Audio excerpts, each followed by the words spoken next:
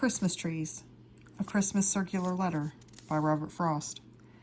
The city had withdrawn into itself, and left at last the country to the country, when between whirls of snow not come to lie, and whirls of foliage not yet laid, there drove a stranger to our yard, who looked the city, yet did in country fashion, in that there he sat and waited till he drew us out, a buttoning coats, to ask him who he was. He proved to be the city come again, to look for something it had left behind, and could not do without, and keep its Christmas. He asked if I would sell my Christmas trees. My woods, the young fir balsams like a place where houses are all churches and have spires. I hadn't thought of them as Christmas trees. I doubt if I was tempted for a moment to sell them off their feet to go in cars and leave the slope behind the house all bare, where the sun shines now no warmer than the moon. I'd hate to have them know it if I was. Yet more I'd hate to hold my trees except as others hold theirs, or refuse for them, beyond the time of profitable growth. The trial by market everything must come to. I dallied so much with the thought of selling, then, whether from mistaken courtesy and fear of seeming short of speech, or whether from hope of hearing good of what was mine, I said, there aren't enough to be worthwhile.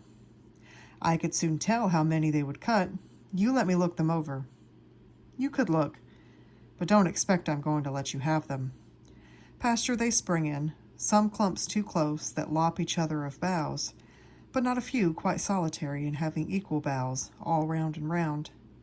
The latter he nodded yes to, or paused to say beneath some lovelier one, with a buyer's moderation, that would do. I thought so too, but wasn't there to say so. We climbed the pasture on the south, crossed over, and came down on the north. He said, 1,000. 1,000 Christmas trees? At what a piece? He felt some need of softening that to me.